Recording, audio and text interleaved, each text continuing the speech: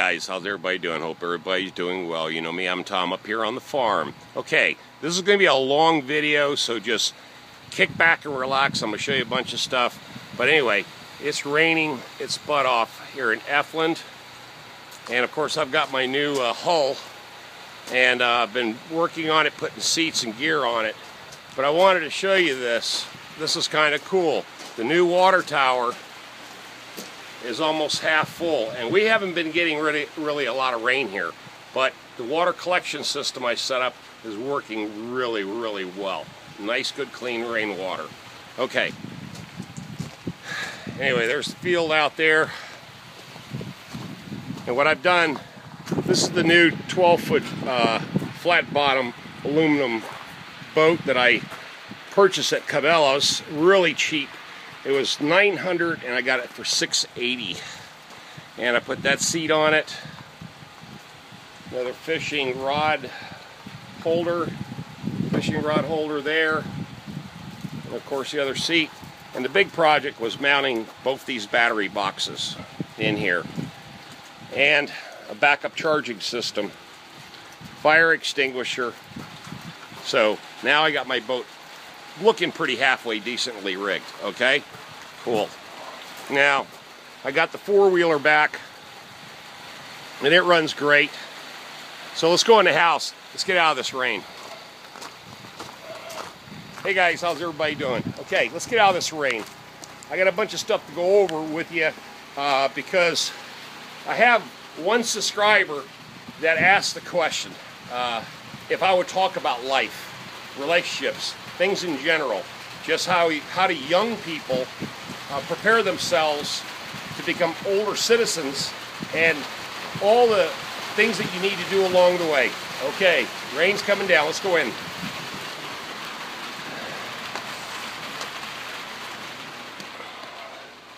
All right, hopefully the rain on the roof, but as you can see, the little house is all squared away. I keep it nice and clean and organized. Oh yeah, my big buddy heater. Let me close this door. Well, it's coming down now. That'll be a little better. Okay, let's get right to it. Hopefully I'll mess this up. Bear with me. I think I got it correct. There we go, enough light.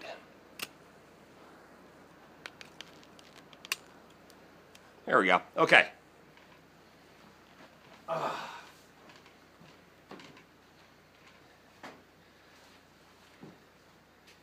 Good morning. Welcome to the little house on the off-grid farm. I'm Tommy. Everybody knows me by now. After 600 and about 24 videos up and being on YouTube for a little almost 5 years, thank you very much for a lot of reasons, because you guys pushed me way over the 1,250,000 view mark. Thank you very much for that. Thumbs up. Over 7,500 subscribers today on my channel. Okay, on to the main topic.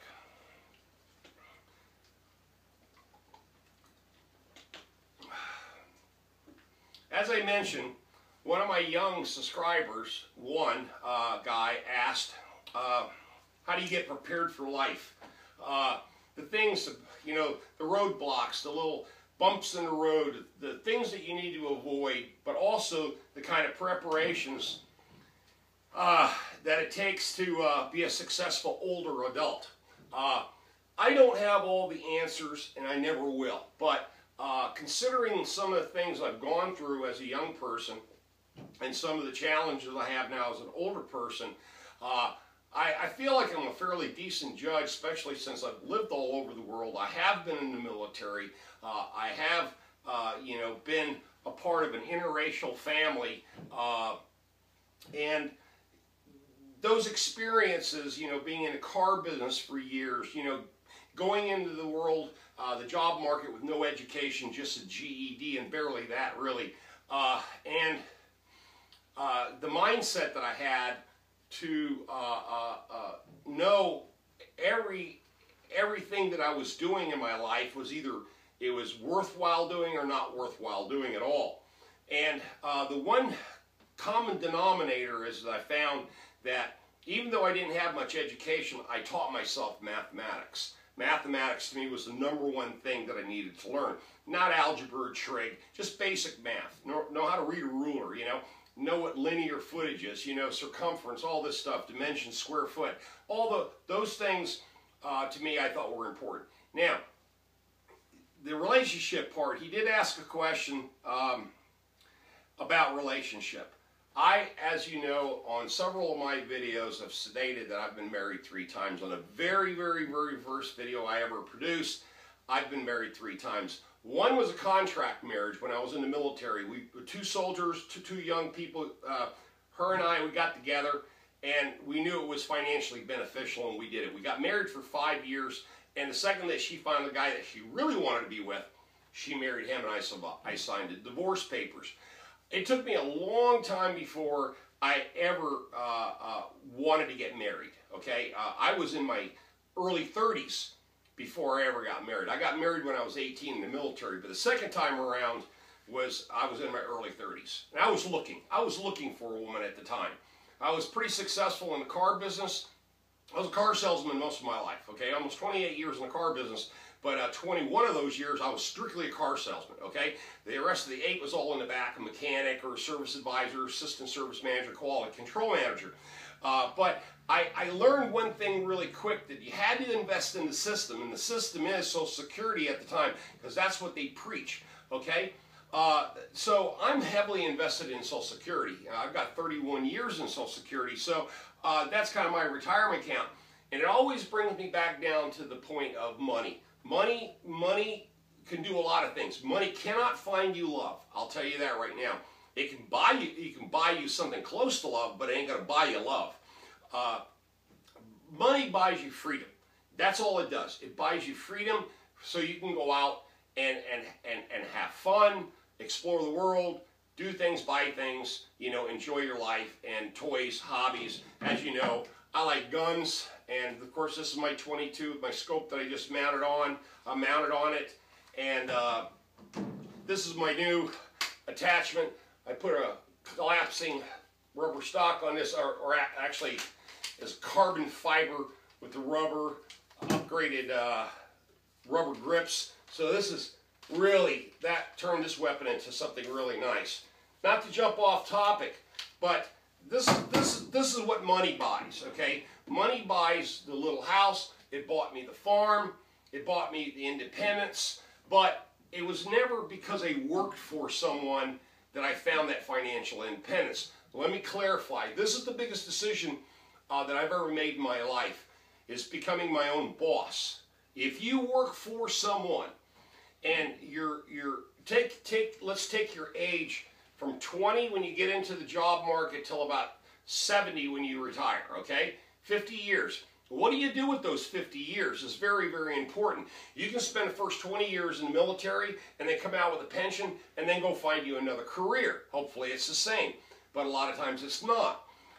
Or you can take, a civilian job like I did, just working for a car dealership and just investing in Social Security and a 401k system, and then hope to God at the end of it all that you have enough money to go out and find some happiness or do whatever you want to do. Now, it's your choice to have kids.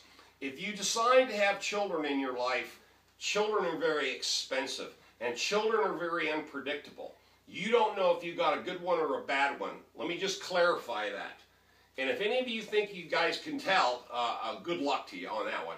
But when they grow up, they change, okay? Everybody changes. I've changed over in the last 10 years. Believe me, I've changed. So, as far as I'm concerned, if I was trying to give advice to a young person and I told you, okay, this is what you should do. 1, 2, 3, 4, 5, 6, it's A, B, C, D, E, F, G, whatever. Follow this and your life will be perfect. I can't do that. But what I can do is give you the experience of what's happened to me in a kind of condensed form. Well, as long as I was in the car business and I was a young man, and a good-looking young man, in my opinion, at least the women thought so, my biggest problem is I used to take all my money, and even though I was living good, I was living pretty good. I was making $50,000, $60,000 a year 30 years ago. So that kind of money was really good money, and I always drove new cars. So I had the ability to play it. You know, I was a player. And there's no doubt I got my fair share of women. And the thing about it is I never ran into a relationship that really blended well with, in other words, my personality and other people's personalities were never the same. I don't believe in opposites attracting. The opposites attract for certain reasons because they're opposite, but long-term opposites don't last. Now, if you're an exception to the rule, God bless you. But I found that you need to have somebody in your life that's very, very close and like-minded to you.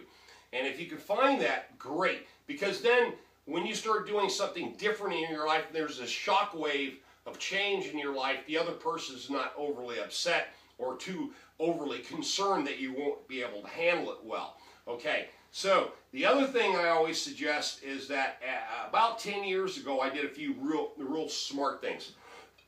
Outside of starting Mr. Fix-All, of course, and quit working for the man and being taxed to death. Because that's really what's going to kill you in the end is taxes.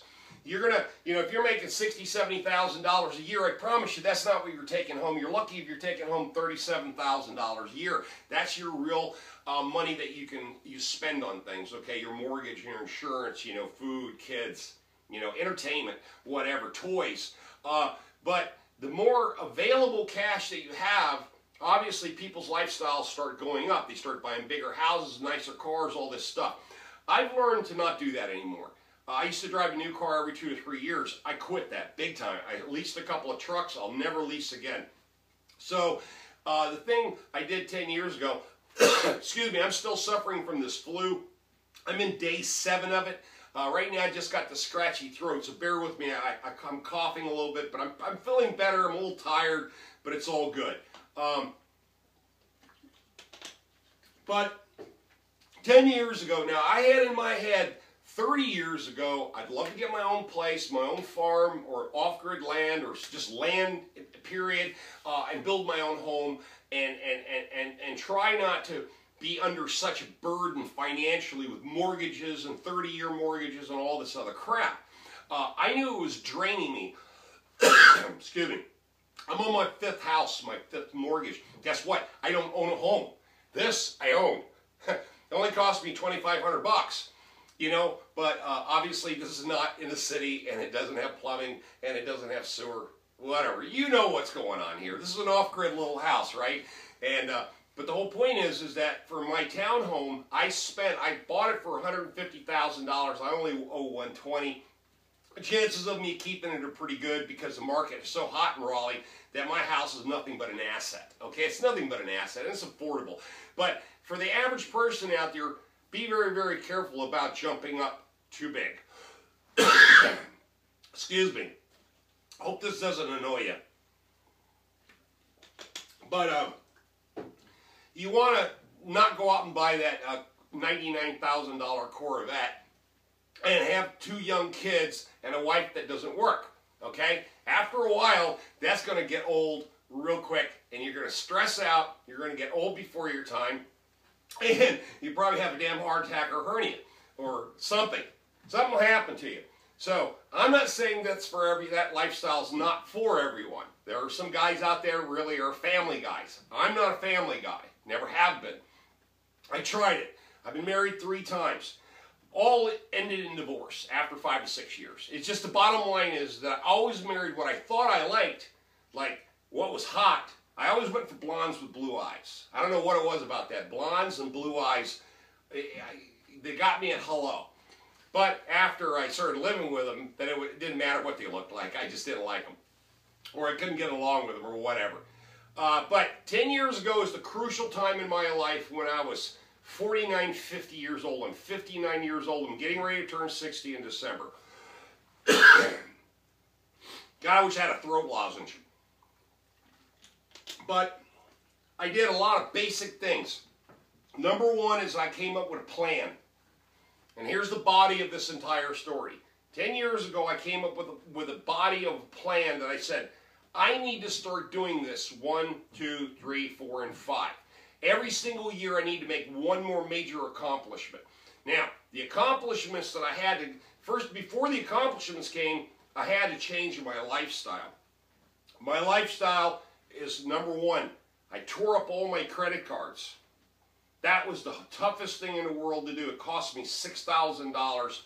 I had 3 credit cards. I paid them off. Okay, I sold a piece of land down on the Cape Fear River. I had an acre. I got $9 grand for it. I paid off my credit cards and I bought my van, the Mr. Fix-All van. Okay. Second, I cut all TV out. I haven't watched TV formally in my house in 10 years. But the other thing that I had to really get a grip on was technology. I didn't know shit. I didn't know how to use an iPhone. Remember, I only got an iPhone 10 years ago. My first iPhone, or mobile phone, was I got 10 years ago, and I got my first laptop computer 10 years ago, which I still own today, and it's sitting right over there, and it still works. I had to figure out technology. I wasn't going to go to school for it. I damn sure wasn't going to go take some computer class or do anything like that. So I had to self-train myself on new technology, cell phones, computers, how they worked, social networking, and what was out there. I didn't even know what the internet was, really, except for the car business. The car business, we link up with the banks through ADP. Whole different ballgame, okay? That's an MS-DOS program. But I taught myself computers, or computer technology. I already knew how to run a business because I was in the car business for 28 years. I saw how a business was run professionally. Contracts, liability law, all the different tort laws, registration, titling, insurance, just everything that deals with contracts. I know contract liability law very, very well, or contractual liability law, whatever you want to word it. I'm also a North Carolina state notary, and I'm also an AFIP certified member with board of legislators with insurance and banking professionals through being a finance manager with the car dealership. I went through all the classes. I know all the stuff. The whole thing was I had to teach myself how to become a business owner, which I already knew the fundamentals, and then I had to find a way to get my life in order. I had to get my money in order. I had to get my direction in order. I had to get my path mapped out. And I told myself I'm going to go on a massive quest to find land, invest in as many tools as I can get my hands on. And I'm a cheapskate when it comes right down to it. I'll go to a yard sale and a estate sale and buy everything I need from there. I aim right down to clothes. This polo shirt, long sleeve, retails for 60 bucks. I got it for $1. Okay? That's the kind of guy I am. My hat's free from Cabela's. I spend no money on nothing. If I don't have to, I'm going to find it, or I'm going to barter for it in some way, shape, or form. I'm not paying retail for nothing. And I will not buy anything on a credit card because I don't own one anymore. Thank God. That was a hard habit to get out of, but I got out of it. The big thing with TV is I didn't want to get inundated by a bunch of garbage information by sitting there clicking and spending my nights watching TV and stupid-ass commercials. I can't stand them. They bore me to death. And I go in people's houses and flat out the TV's on, I walk into another room where I find somewhere else or somebody else to talk to. But the whole point is that once I made those decisions to do all those things, then I found this place. Remember, I've been here right at 3 years now on this land and been developing it every Sunday. Every weekend I come up here, sometimes during the weekdays, depending if I'm busy or not, and develop this land. This is the future because here, when I get my Social Security check, which is not going to be a whole lot, I'll get probably anywhere from $1,600 to $1,800. I've gotten letters from them already. I'm definitely going to get a minimum around $1,700 a month. Believe me, I can live on $1,700 a month. Plus my landscaping business makes me another $2,300, and I make $5 to $6 grand with my maintenance company every single month, and I don't have to give any of that stuff up as long as my body holds up. So my plan was financial independence, and also too I'm getting a check from YouTube every month, so there's an investment there. And of course I appreciate you guys because you really You guys are paying my cell phone bill, okay? Thanks a lot. I appreciate that. Which is pretty high. But bottom line is, and the internet. It's all free because of YouTube and you guys. Love, love, love. Thank you very much. Keep subscribing and give me a thumbs up and leaving those comments on my channel. Or you know what I'll do? I'll come after you. But anyway, I'm only kidding. I love you all. I love all of you. Everybody around the world, you know I love you. The whole point is that once I made that decision, once I made this decision to do this, and I mapped out that plan, and this is the advice I'm going to give to my young viewers. Stick to it. Don't let anybody talk you out of it. No matter if it ruins friendships, anything. You know what's worse than being lonely and all by yourself? Is being broke and lonely and all by yourself. But if you got a bunch of money, and I'm pretty well invested, I've done real well in the last 8-9 years with Mr. Fix-All, quite well indeed. I'm approaching $1 million in revenues, and remember, I'm an S corporation. I hardly pay any taxes. So I took all the money that I've made in the last 8 years or so, and I haven't done books for this year either, in my 9th year, which is still going to be around $80,000, $90,000 again. I pay very little taxes, only 7%. So you got to learn tax codes, number one. You got to learn how to run and own and operate a corporation. But you also got to pay into the system so you can guarantee some sort of benefits. You also have to have some sort of investments, whether it's land, homes, you know, something, gold, jewelry, silver. You know, put your money and spread it out. Don't just sit on one thing. I've got $150,000 in equipment, I think, maybe a little bit less than that due to depreciation and all that other stuff. But I bought $70,000 equipment in the last 5 years. And of course, the bulldozer, the tractor, all this part of my landscaping company, everything's a tax write-off. You have to remember, everything I buy is a tax write-off. Everything. It doesn't matter what it is.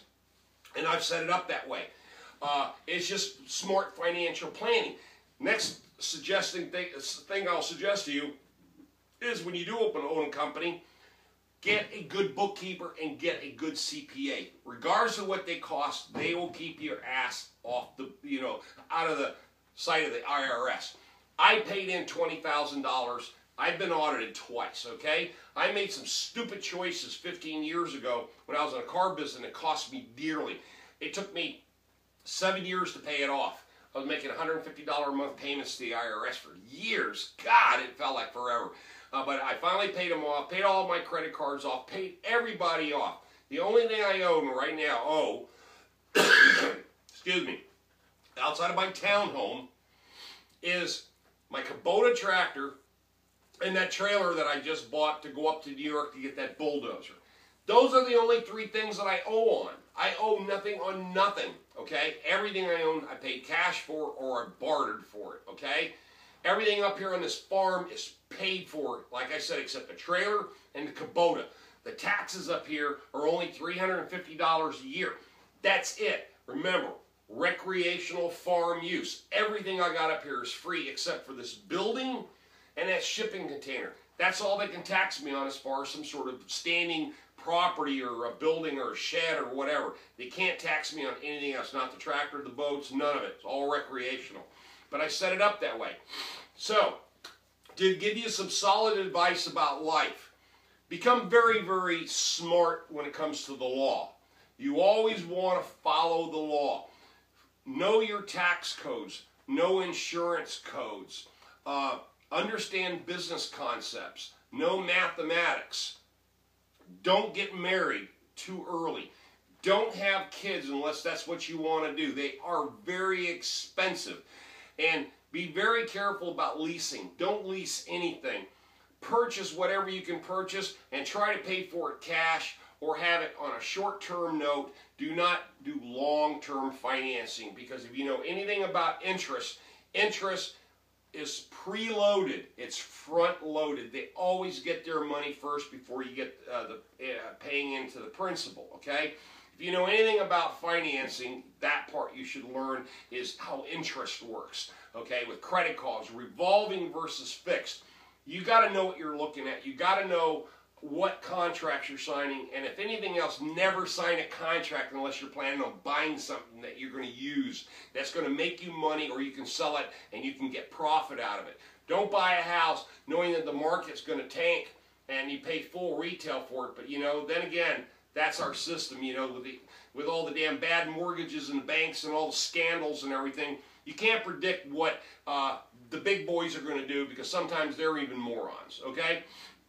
All right, I know this video is a little bit long-winded, but I wanted to try to help with this question one of my young subscribers asked about relationships and life, and just the wisdoms, my wisdoms of how I treated my life.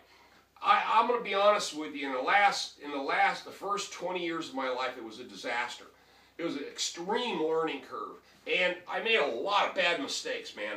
I'm going to tell you right now, I made every classic mistake in life that everybody can possibly make. And yes, I've been to jail before. You know, the bottom line is that I don't mess with the law. Okay, I follow the law. The law, ever since I started following the law and not taking advantage of anything, you know, towing that line, my life's been a lot easier. I don't have to make any excuses for who I am and what I'm doing, because everything I'm doing is legal. Legal, okay? Nobody can go busting in here and say, oh my God, you're some fucking, some terrorist out there, you know, holed up in a little shack, you know, and you got guns and rifles and ammo all over the place.